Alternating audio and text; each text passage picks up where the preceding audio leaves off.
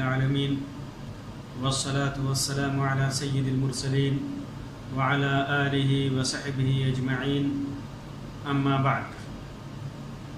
محترم شاہدین و ناظرین، رمضان المبارک کا برکتوں، عظمتوں، عبادتوں اور ذکر و تلاوت کا مہینہ جب جب آتا ہے، دنیا کے تمام مسلمان خصوصی طور سے عبادت اور ذکر و اذکار تلاوت میں لگ جاتے ہیں، حسب استطاعت صدقہ و خیرات کرتے ہیں، جتنی قوت اور طاقت ہوتی ہے زیادہ سے زیادہ حسنات و خیرات سے اپنے دامن کو بھرنے کی کوشش کرتے ہیں، فرائض و نوافل اور سنن خصوصی طور سے ادا کیے جاتے ہیں، اور رمضان المبارک کی یہ خصوصیت و اہمیت ابتدا سے لے کر کے ابتدائی اسلام سے لے کر کے اب تک باقی ہے۔ رسول اکرم صلی اللہ علیہ وسلم اور صحابہ کرام رضی اللہ عنہم نہایت ہی ذوق و شوق کے ساتھ اس ماہ مبارک میں تراویح، تلاوت اور دیگر عبادات میں لگ جایا کرتے تھے، لیکن وقت گزرتا گیا، زمانۂ نبوت سے ہم دور ہوتے گئے، اور جو جو اسلام پھیلا، امت کے افراد کی تعداد بڑھتی گئی، اس دین میں بدعت پرستوں نے کچھ نئی چیزیں بھی ایجاد کرنی شروع کر دی، جبکہ ان نئی چیزوں کا تعلق اسلام سے، شریعت سے ادنا بھی نہیں تھا۔ تراویح، تلاوت، قرآن مجید، شب قدر جیسی بابرکت رات میں عجیب و غریب عبادتیں گڑھی گئی، جنہوں نے صحیح عبادتوں کی روح کو اور اس کی چاشنی کو تاراج کر دیا، تباہ و برباد کر دیا۔ جو عبادت کی روح ہونی چاہیے، جو عبادت کے اندر مٹھاس اور چاشنی ہونی چاہیے، جو عبادت سنت کے مطابق ہونی چاہیے، وہ ساری چیزیں ختم کر دی گئیں، اور عبادتوں کے اندر ایسی ایسی بدعتیں ایجاد کی گئیں کہ اللہ ہمیں ان سے اپنے امان اور حفظ میں رکھے۔ انہی بدعتوں میں سے ایک بدعت کا تذکرہ میں آپ کو کروں گا، اور وہ ہے شبینہ کی بدعت۔ شبینہ ہمارے ہند و پاک میں بعض طبقوں میں بہت زیادہ معروف ہے۔ اس کا مطلب ہوتا ہے، شبینہ ایک فارسی لفظ ہے، اس کا عربی سے بھی کوئی تعلق نہیں ہے، ایک فارسی لفظ ہے جس کا مطلب ہوتا ہے حافظ قرآن کا رمضان کی کسی رات میں، خاص طور سے شب قدر میں باجماعت تراویح میں پورا قرآن مجید ختم کرنا۔ یہاں پر کئی چیزیں سامنے آتی ہیں، کئی سوالات پیدا ہوتے ہیں کہ کیا شبینہ اللہ کے رسول صلی اللہ علیہ وسلم اور صحابہ کرام رضی اللہ عنہم کے عہد میں ہوئی تھی؟ کیا قرآن مجید ایک رات میں ختم کرنا جائز ہے؟ اللہ کے رسول صلی اللہ علیہ وسلم اور صحابہ کرام رضی اللہ عنہم کا اس پر کیا تعامل تھا؟ قرآن مجید پڑھنے کے کیا آداب ہیں؟ کیا شبینہ میں تجوید و ترتیل کی رعایت ہو پاتی ہے؟ اور کیا شبینہ کی نماز شریعت کے متعین کردہ ضابطوں کے اندر آتی ہے؟ آگے ہم انہی نکات پر، چند نکات پر بالترتیب مختصر گفتگو کریں گے۔ پہلی چیز، کیا شبینہ دور نبوت میں تھی؟ تو جب ہم دیکھتے ہیں تو اللہ کے رسول صلی اللہ علیہ وسلم کے زمانے میں وہ مشہور روایت ہے کہ اللہ کے رسول صلی اللہ علیہ وسلم نے صحابہ کرام کو 3 دنوں تک تراویح پڑھائی، پھر چوتھے دن آپ باہر نہیں نکلے، اور صحابہ کرام مسجد میں آپ کا انتظار کرتے رہ گئے۔ صبح آپ نے اس کی علت یہ بیان فرمائی کہ میں نے تراویح اس لیے نہیں پڑھائی کہ کہیں یہ تمہارے اوپر واجب نہ ہو جائے۔ عائشہ رضی اللہ تعالیٰ عنہ فرماتی ہیں کہ آپ تا حیات اسی پر کاربند رہے، پھر دوبارہ آپ نے جماعت سے تراویح نہیں پڑھائی۔ اس کو امام بخاری نے روایت کیا ہے۔ عائشہ رضی اللہ تعالیٰ عنہ کی ایک دوسری روایت ہے جس میں ہے کہ آپ رمضان اور غیر رمضان میں 11 رکعتوں سے زیادہ کبھی نہیں پڑھتے تھے۔ اسے بھی بخاری اور مسلم نے روایت کیا ہے۔ اسی طرح آپ صلی اللہ علیہ وسلم رمضان المبارک کے آخری 10 دنوں میں اعتکاف میں بیٹھا کرتے، اور دیگر صحابہ کرام رضی اللہ عنہم بھی اعتکاف کیا کرتے تھے، آپ کے بعد بھی کیا کرتے تھے، لیکن کبھی بھی آپ نے ان کی جماعت بنا کر رات بھر نماز نہیں پڑھائی۔ صحابہ کرام رضی اللہ تعالیٰ عنہم سے بھی کبھی پوری رات ایک جماعت بنا کر تراویح میں پورا قرآن مجید ختم کرنا ثابت نہیں ہے، بلکہ یہ بعد کی بدعت ہے اور ہر بدعت گمراہی ہے، جیسے کہ اللہ کے رسول صلی اللہ علیہ وسلم نے ارشاد فرمایا کل بدعت ضلالہ، ہر بدعت گمراہی ہے۔ امام مسلم نے صحیح کے اندر روایت کیا ہے۔ اور اسی طرح فرمایا آپ نے من احدث فی امرنا ھذا ما لیس منہ فہو رد، اگر کسی نے ہماری شریعت میں کوئی نئی چیز جو اس میں سے نہیں ہے پیدا کی تو وہ مردود ہے۔ وہ امام بخاری نے، امام مسلم نے اس کو روایت کیا ہے۔ تو معلوم کیا ہوا کہ اللہ کے رسول صلی اللہ علیہ وسلم اور صحابہ کرام سے پوری رات کسی بھی نماز میں پورا قرآن مجید پڑھ کر کے ختم کرنا یہ ثابت نہیں ہے۔ پھر ایک سوال پیدا ہوتا ہے کیا پورا قرآن مجید ایک رات میں ختم کرنا جائز ہے؟ اللہ کے رسول صلی اللہ علیہ وسلم نے 3 دن سے کم میں قرآن مجید ختم کرنے سے منع فرمایا ہے، اور اکثر صحابہ کرام رضی اللہ عنہم کا عمل بھی اسی پر رہا ہے۔ عبداللہ ابن عمر رضی اللہ تعالیٰ عنہ سے مروی ہے، فرماتے ہیں کہ اللہ کے رسول صلی اللہ علیہ وسلم نے مجھ سے فرمایا اقرأ القرآن فی کل شہر، ایک ماہ میں ایک بار قرآن پڑھو۔ میں نے کہا یا نبی اللہ انی اطیق افضل من ذلک، اللہ کے رسول صلی اللہ علیہ وسلم مجھے اس سے بھی زیادہ کی طاقت ہے، میں اس سے زیادہ پڑھ سکتا ہوں۔ تو آپ نے فرمایا فقرأہ فی کل 20، تو 20 دن میں پڑھا کرو۔ فرماتے ہیں کہ میں نے کہا کہ یا نبی اللہ کے نبی صلی اللہ علیہ وسلم میں اس سے بھی زیادہ کی طاقت رکھتا ہوں، تو فرمایا فقرأہ فی کل 15، 15 دن میں پڑھا کرو، قرآن مجید 15 دن میں ختم کیا کرو۔ میں نے کہا یا اللہ کے رسول صلی اللہ علیہ وسلم مجھے اس سے بھی زیادہ کی طاقت ہے، تو فرمایا فقرأہ فی کل 10، ہر 10 دن میں پڑھا کرو۔ تو میں نے کہا اللہ کے رسول صلی اللہ علیہ وسلم اس سے بھی زیادہ کی طاقت ہے میرے اندر، تو فرمایا فقرأہ فی کل 7، ہر 7 دن میں ختم کیا کرو، ولا تزد علی ذلک، اس سے کم میں نہیں، اس سے زیادہ مت کرنا، اس سے کم دنوں میں ختم مت کرنا ہے۔ امام بخاری نے، امام مسلم نے اس کو روایت کیا ہے۔ اسی طرح عبداللہ ابن عمر رضی اللہ تعالیٰ عنہ کی ہی ایک دوسری روایت ہے کہ اللہ کے رسول صلی اللہ علیہ وسلم نے ارشاد فرمایا لم یفقہ من قرأ القرآن فی اقل من 3، جس آدمی نے 3 دن سے کم میں قرآن مجید پڑھی اس نے اسے سمجھا نہیں۔ امام ابو داؤد نے، امام ترمذی نے، امام ابن ماجہ نے اس کو روایت کیا ہے، اور علامہ البانی نے اس کو صحیح قرار دیا ہے سنن ابن ماجہ کے اندر، اور امام عبد الرزاق نے اسے بئی الفاظ نقل کیا ہے من قرأ فیما دون 3 لم یفہمہ، جس نے 3 دن سے کم میں قرآن ختم کیا اس نے کچھ سمجھا ہی نہیں۔ اپنی مصنف کے اندر امام عبد الرزاق نے اس کو ذکر کیا ہے۔ اسی طرح ابو عبید نے طیب بن سلمان کے طریق سے عمرہ سے روایت کیا ہے، جو عائشہ رضی اللہ تعالیٰ عنہ سے روایت کرتی ہیں کہ نبی کریم صلی اللہ علیہ وسلم 3 دن سے کم میں قرآن ختم نہیں کیا کرتے تھے۔ اسے امام فتح الباری میں کے اندر حافظ ابن حجر نے ذکر کیا ہے۔ اسی طرح عبداللہ ابن مسعود رضی اللہ تعالیٰ عنہ فرماتے ہیں قرآن مجید 3 دن سے کم میں مت پڑھا کرو، بلکہ اسے 7 دنوں میں پڑھا کرو۔ امام بہقی اور امام عبد الرزاق نے اس کو روایت کیا ہے، اور حسین فرماتے ہیں کہ اسے طبرانی نے روایت کیا اور اس کے رجال صحیح کے رجال ہیں۔ حافظ ابن حجر نے بھی فتح الباری کے اندر اس سے صحیح قرار دیا ہے۔ اسی طرح طبرانی کی ایک روایت میں ہے کہ عبداللہ ابن مسعود رضی اللہ تعالیٰ عنہ 3 دن میں قرآن مجید ختم کیا کرتے تھے۔ حاتمی کہتے ہیں کہ اسے طبرانی نے کبیر میں 2 سندوں سے روایت کیا ہے، اور اس میں سے ایک کے رجال صحیح کے رجال ہے۔ اسی طرح بحقی کی ایک روایت میں کہ عبداللہ ابن مسعود رضی اللہ تعالیٰ عنہ رمضان میں 3 دن میں، غیر رمضان میں جمعہ سے جمعہ تک میں ختم کیا کرتے تھے۔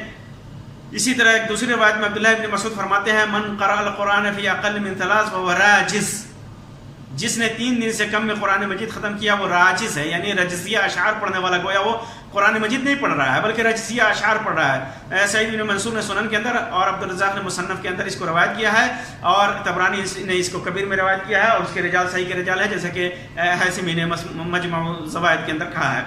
اسی طرح معاذ ابن جبل رضی اللہ تعالیٰ عنہ 3 دن سے کم میں قرآن مجید پڑھنے کو ناپسند کرتے تھے، اور خود بھی 3 دن سے کم میں نہیں پڑھتے تھے۔ عبد الرزاق نے اس کو، اور ابن نصر مروزی نے قیام اللیل کے اندر اسے روایت کیا ہے۔ اسی طرح زید ابن ثابت رضی اللہ تعالیٰ عنہ کے سلسلے میں آتا ہے کہ وہ سرعت و تیزی کے ساتھ قرآن مجید پڑھنے کو ناپسند کرتے تھے، اور 7 دنوں میں ختم قرآن کو بہتر جانتے تھے، کیونکہ اس سے تدبر اور فہم میں مدد ملتی ہے۔ امام مالک نے موطا کے اندر اس کو روایت کیا ہے، اور عبد الرزاق نے مصنف کے اندر روایت کیا ہے۔ اسی طرح تمیم داری رضی اللہ تعالیٰ عنہ کے سلسلے میں امام نووی نے لکھا ہے کہ وہ 1 دن اور 1 رات میں قرآن مجید ختم کیا کرتے تھے۔ اس کو بہت سارے لوگوں نے تاریخی کتابوں میں روایت کیا ہے، التبیان کے اندر، اور اسی طرح ابن کثیر فضائل القرآن کے اندر، روایت کیا ہے، جبکہ ایک دوسری روایت میں بسند صحیح وارد ہے کہ وہ 7 دنوں میں ختم کیا کرتے تھے. یہ صحیح سند کے ساتھ ہے. ابن سعد نے طبقات کبریٰ کے اندر اور سیر اعلام النبلاء کے اندر، سنن کبریٰ کے اندر، بہقی کی اور مختصر تاریخ دمشق کے اندر یہ روایت موجود ہے. ابو حمزہ فرماتے ہیں کہ میں نے عبداللہ ابن عباس رضی اللہ تعالیٰ عنہ سے کہا کہ میں نہایت ہی سرعت کے ساتھ تیزی کے ساتھ قرآن مجید پڑھا کرتا ہوں اور بسا اوقات ایک ہی رات میں 1 مرتبہ یا 2 مرتبہ ختم کر دیا کرتا ہوں. تو عبداللہ ابن عباس رضی اللہ تعالیٰ عنہ نے فرمایا ایک رات میں صرف سورہ بقرہ تدبر اور ترتیب کے ساتھ پڑھنا میرے نزدیک تمہارے جیسے پڑھنے سے بہتر ہے. اسے امام بہقی نے سنن کبریٰ کے اندر روایت کیا ہے. اسی طرح ابی بن کعب رضی اللہ تعالیٰ عنہ 8 دنوں میں قرآن مجید ختم کیا کرتے تھے. امام بہقی نے اور امام عبدالرزاق نے اور ابن نصر مروزی نے اور ابن سعد نے اس کو صحیح سند کے ساتھ روایت کیا ہے. تابعین میں سے عبد الرحمن ابن یزید ابن علقمہ اور ابراہیم 1 ہفتے میں قرآن ختم کیا کرتے تھے. حسین بن علی الکرابسی فرماتے کہ میں نے 8 راتیں امام شافعی کے ساتھ گزاری. آپ 1/3 رات کے قریب نماز پڑھا کرتے تھے اور ان کو میں نے ایک رات میں 50 آیتوں سے زیادہ پڑھتے ہوئے نہیں دیکھا. اسی امام ابن حجر نے طوال تاسیس کے اندر اور مناقب شافعی کے اندر بہقی نے ذکر کیا ہے. معمر فرماتے ہیں کہ قتادہ 7 دنوں میں قرآن ختم کیا کرتے تھے. عبدالرزاق نے مصنف کے اندر اس کو ذکر کیا ہے. ابو عبید، احمد ابن حنبل اور اسحاق بن راہویہ کا مسلک بھی یہی ہے کہ 3 دنوں سے کم میں قرآن ختم نہ کیا جائے. یہ صحابہ کرام اور تابعین کی مرتبہ تعداد 3 دنوں سے علی الاقل 3 دنوں سے کم میں قرآن مجید ختم کرنے کو ناپسند کرتے تھے اور خود ان کا تعامل 7 دنوں میں قرآن مجید ختم کرنے کا تھا. بعض روایتوں میں البتہ بعض ائمہ اعظام اور صحابہ کرام رضی اللہ عنہم سے جیسے سعید بن جبیر، عثمان بن عفان رضی اللہ عنہما سے کئی طرح سے ثابت ہے کہ یہ لوگ 1 رات یا 1 دن میں قرآن مجید ختم کیا کرتے تھے. جیسا کہ امام بہقی نے سنن کبریٰ کے اندر، مصنف کے اندر عبدالرزاق نے، سنن ترمذی کے اندر امام ترمذی نے اور کتاب الزہد کے اندر امام احمد بن حنبل نے اور سنن دارمی کے اندر اور ابن ابی دنیا نے تہجد کے اندر اور مختصر تاریخ دمشق میں بھی یہ روایت موجود ہے. تو ان میں سے یہ روایتیں موجود ہیں، لیکن ان روایتوں کے طرق میں سے اکثر کی سندیں مخدوش ہیں، ضعیف ہیں، لیکن بعض صحت کے درجے کو پہنچتی ہیں. لیکن ان حضرات کے عمل سے استدلال 3 وجوہ سے ناقابل اعتبار ہے. اگر یہ لوگ عمل کیا کرتے تھے، ایسا پڑھا کرتے تھے، 3 دن سے کم میں ختم کیا کرتے تھے، تو 3 وجوہ سے ناقابل اعتبار ہے، اس پر عمل نہیں کیا جا سکتا. پہلی چیز، ان کے عمل کی اقتدا سے صریح مرفوع اور صحیح احادیث کی مخالفت ہوتی ہے، کیونکہ اللہ کے رسول صلی اللہ علیہ وسلم نے 7 دن سے کم میں قرآن مجید اور اقل 3 دن سے کم میں قرآن مجید ختم کرنے کو منع فرمایا ہے. دوسری چیز، نص صریح کی موجودگی کے بنا پر کسی بھی شخص کا کوئی بھی ذاتی عمل دین میں حجت نہیں ہے کہ فلاں صحابی نے کیا اور فلاں تابعی نے کیا، فلاں ولی اللہ نے کیا، فلاں محدث نے کیا اور فلاں فقیہ نے کیا. یہ جب نص صریح موجود ہو تو ان کے اعمال کا، ان کے کام کا کوئی اعتبار نہیں ہے. کیوں؟ اس لیے کہ یہ ان کا ذاتی عمل کسی وجہ سے ہو سکتا ہے انہیں خبر نہ ہو یا کوئی ان کے یہاں تعویل ہو، اس بنیاد پر وہ کرتے ہوں. لیکن صریح نص موجود ہے تو ہمیں اس صریح نص کی موجودگی کی بنا پر ہمیں ان کے عمل کی اتباع نہیں کرنی چاہیے. اسی طرح تیسری چیز، جمہور صحابہ کرام رضی اللہ عنہم سے قرآن مجید کو 3 دن میں سے کم میں پڑھنا ثابت نہیں، اس لیے مذکورہ دونوں صحابہ کرام رضی اللہ عنہما کا انفرادی عمل شاذ ہے جو قابل اعتبار و حجت نہیں ہے. مان لیتے ہیں اگر بالفرض کوئی آدمی ان صحابہ کرام رضی اللہ تعالیٰ عنہم کے عمل کو دلیل بنا بھی لیتا ہے، پھر بھی اس سے اجتماعی طور پر ایک شب میں تراویح میں پورے قرآن مجید کو ختم کرنا یہ محل نظر ہے، جس کا ثبوت نہ خود ان صحابہ کرام سے اور نہ ہی سنت نبوی سے. اور بقول امام غزالی فرماتے ہیں کہ ایک رات میں قرآن مجید ختم کرنے والے لوگ یہ سمجھتے ہیں کہ اس کا نزول صرف اس لیے ہوا ہے کہ اسے صرف اچھی آواز میں پڑھا جائے، اس کی اوامر نواہی اور مواعظ سے انہیں کوئی واسطہ نہیں کہ اس میں کیا ہے، کیا اللہ تعالیٰ نے حکم دیا ہے، کن چیزوں سے منع کیا ہے اور اس کے اندر کون سی نصیحتیں ہیں، اس سے انہیں کوئی مطلب نہیں ہے. قرآن مجید، یہاں پر موقع کی مناسبت سے اس بات کو بتا دینا ضروری ہے کہ قرآن مجید پڑھنے اور سننے کے چند آداب ہیں. چند آداب ہیں جن میں سے ایک ہے کہ قرآن مجید کی تلاوت سے پہلے اپنی نیت خالص کرنی چاہیے اور تلاوت سے اجر و ثواب کے حصول کا مقصد ہونا چاہیے اکثر. لیکن شبینہ میں یہ چیز اس کا فقدان ہوتا ہے. لوگ جو ہے ریاکاری کے لیے دکھاوے کے لیے اور کوئی متحمس بھی ہے تو بھی وہ اس چیز میں پھنس جاتا ہے کہ اس کی نیت کے اندر سوائے قرآن کا ایک رات میں سماع کے باقی دیگر ثواب کی نیت اس کی خالص نہیں ہوتی کہ بس اس کو سن لینا ہے اور لوگوں میں بیان کرنا ہے کہ میں نے ایک رات میں قرآن مجید کو سنا ہے.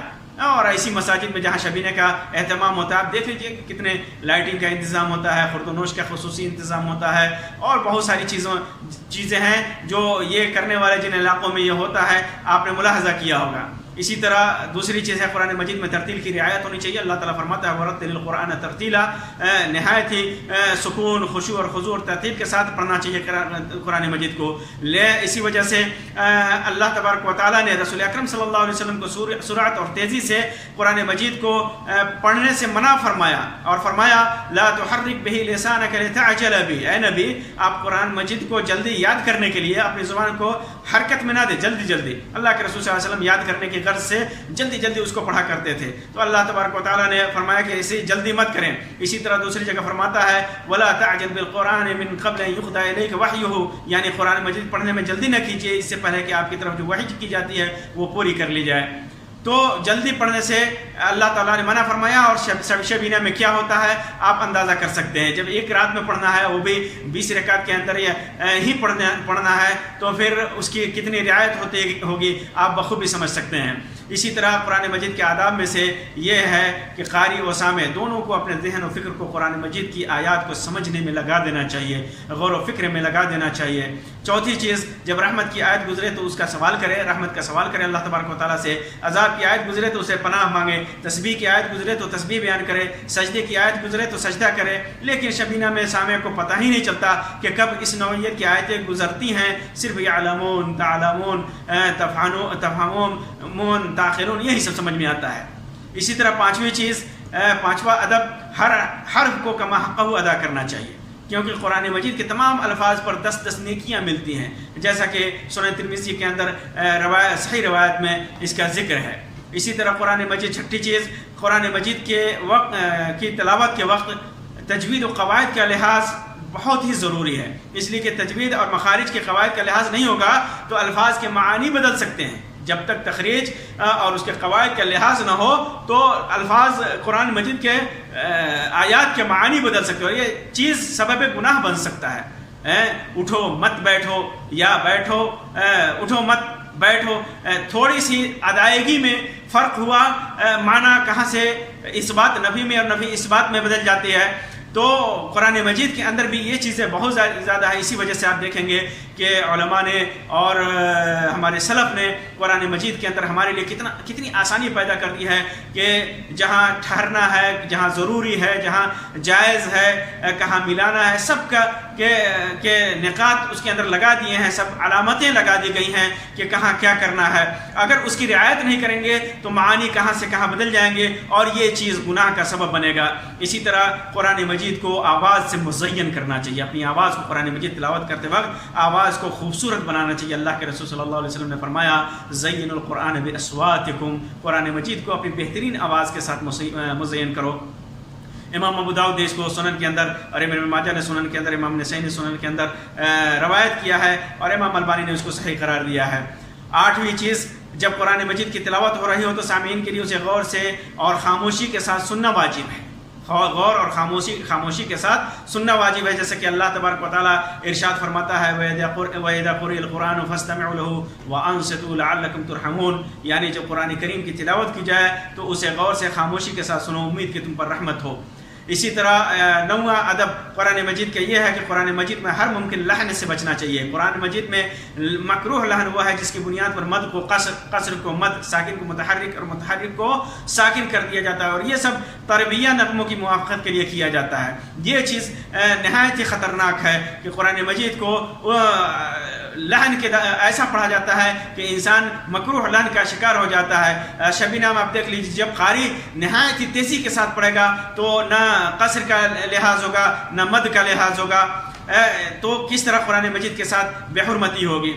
اسی طرح شبینہ میں کہ نمازوں میں عام طور پر اور خاص طور سے شبینہ میں اس بات کی رعایت ہونی چاہیے کہ ہماری نمازوں کے پیچھے بوڑھے، عورتیں، بیمار، ضرورت مند اور دور سے آنے والے سبھی قسم کے لوگ ہوتے ہیں. عبداللہ ابن مسعود رضی اللہ تعالیٰ عنہ سے مروی ہے کہ اللہ کے رسول صلی اللہ علیہ وسلم نے نہایت غصہ میں فرمایا، تم میں سے بعض لوگ نفرت پیدا کرنے والے ہیں، جو بھی تم میں سے نماز پڑھائے تو اسے تخفیف کرنی چاہیے. امام بخاری نے اس کو روایت کیا، امام مسلم نے روایت کیا ہے. معاذ بن جبل رضی اللہ تعالیٰ عنہ نے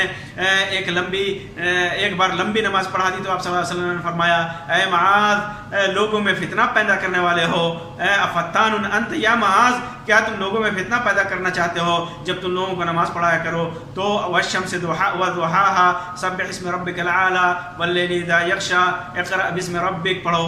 امام مسلم نے اس کو صحیح کے اندر روایت کیا ہے. عثمان ابن ابو العاص رضی اللہ تعالیٰ عنہ فرماتے ہیں کہ اللہ کے رسول صلی اللہ علیہ وسلم نے مجھ سے فرمایا، جب تم سے کسی قوم کی امامت کرو تو ان کو ہلکی نمازیں پڑھایا کرو. امام مسلم نے صحیح کے اندر اس کو روایت کیا ہے. یہ ساری روایتیں اس بات کو صراحت سے بتاتی ہیں کہ کسی بھی امام کے لیے جائز اور درست نہیں ہے کہ لوگوں کو مشقت و پریشانی میں ڈالے اور نمازیں لمبی کر کے فتنہ کا سبب بنے.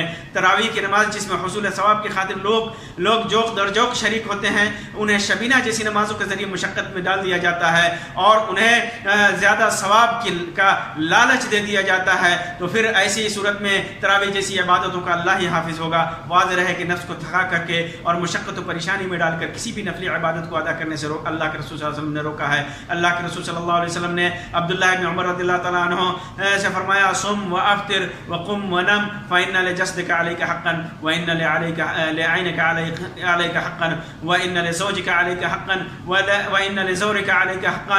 یعنی تم روزہ بھی رکھو اور بلا روزہ بھی رہو، رات میں قیام بھی کرو اور سو بھی، کیونکہ تمہارے اوپر تمہاری جسم، تمہاری آنکھ، تمہاری بیوی اور تمہارے مہمانوں کا حق ہے. امام بخاری نے اس کو روایت کیا ہے. تو معلوم کیا ہوا کہ شبینہ جیسی نمازیں دین میں نہ یہ کہ بدعت ہے، اللہ کے رسول صلی اللہ علیہ وسلم نے اور صحابہ کرام نے اس کو نہیں کیا، بلکہ یہ ایک ایسی عبادت ہے جو دین کے تمام قواعد اور اصول کے خلاف ہے.